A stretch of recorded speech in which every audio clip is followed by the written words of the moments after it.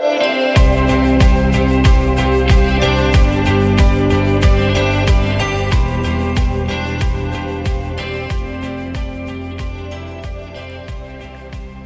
everyone, this is Jason. In July, at the height of a raging summer surge in the pandemic, I received multiple questions about Operation Christmas Child for this year. How do we do OCC safely? Are we going to reduce the number of shoeboxes? And even, are we going to do OCC at all? I sat down at my kitchen table contemplating. We had just canceled all our family vacations for this year, postponed our mission trip, and pulled our kids out of so many of their activities and summer camps. Why should Operation Christmas Child be any different? We left the house maybe once every 2 weeks just to get groceries. We didn't see anyone in person for months, and we were all getting sick of Zoom. How can we run Operation Christmas Child, which requires coordination among multiple congregations, person-to-person donation collection, promotional activities, and in-person packing events? It seemed absurd to even contemplate it, but I sat there weighing the pros and cons like any managerial decision. On one side of the scale were all the reasons not to do OCC. In addition to all the reasons related to the pandemic, there were the issues of time, effort, and chance of success. In a normal year without the pandemic and being sheltered in place, we barely collect enough donations to meet our goal. And that is with a lot of promotional activities and the ability to have a presence at church. What's the chance of meeting our goal now when we can't speak to donors, can't put up any flyers, and have no way of accepting cash donations, which is usually the bulk of the donations? There was also the issue of time. With my kids at home full-time and my job demanding more of me to fill some vacated responsibilities, I found myself with very little spare time.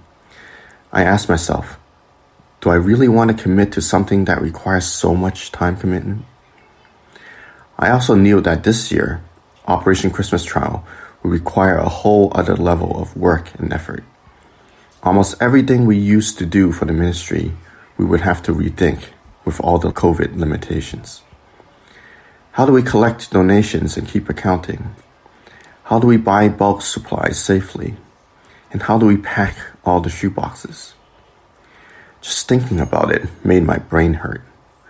With so many overwhelming reasons for not doing OCC, every part of me said, cancel it. But are there any reasons on the other side of the scale? The Holy Spirit asked me a question. Do you think the poor children will need these shoeboxes this year? Do you think they will need these essential items in the hope of the gospel more or less this year? I knew the answer. Even though we are all going through difficult times together this year, it is so much harder for the poor who do not have access to good medical care, who have to work and can't stay home, and who have to struggle with even less resources. The Lord revealed to me where his heart was. On this side of the scale for doing OCC were the children and their families. I struggled with this decision for a long time.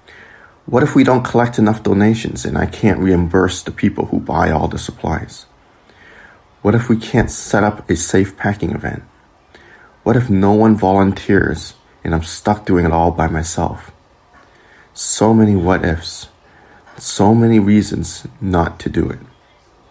There seemed to be no way. But the Lord reminded me of the words of a song taken from Isaiah 43. God will make a way where there seems to be no way. He works in ways we cannot see. He will make a way for me. In the end, that one reason to move forward outweighed all the reasons not to do OCC. Operation Christmas Child launched in the middle of September with announcements in the bulletin and a testimonial video from a former OCC recipient. Normally, we receive the bulk of our donations on the first few days after our launch. However, this year, I received no donations of any size after the announcement. Days passed, then a week passed, Then 2 weeks passed, and still 0 donations. I started to question God. Lord, you told me to do this. Where are the donations? Why are my worst fears coming true? But the Lord wanted to teach me that He is faithful, and He will do things in His time, even if I don't understand it. A few days later, I received the first donation. Then slowly but surely, the donations started coming in. Even though we couldn't take cash, the donations came through every other way. Checks in the mail, PayPal, Venmo, Apple Pay, and some folks dropping off checks at my doorstep.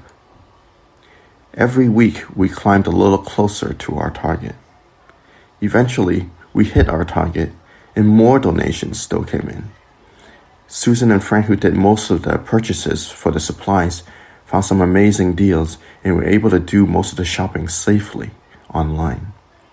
And lastly, when the packing event came, we had more than enough volunteers helping out that we completed all the work in about half the time. It all came together. In a year which most people would consider the worst in their lifetime, when so many of us have struggled, our church congregation packed more shoeboxes than we have ever done before. Not just a few more, 15 to 20% more. There were so many reasons not to do this, and so many reasons why it could fail. But the Lord made a way. And since none of us did any salesmanship or promotions to get donations and volunteers, none of us can boast that it was anything other than the work of the Lord. So is there something that the Lord has laid on your heart to do, and you've been reluctant to answer because there are so many excuses not to do it? It may seem illogical or even impossible, but that is when God shows us what our faith can do. God will make a way.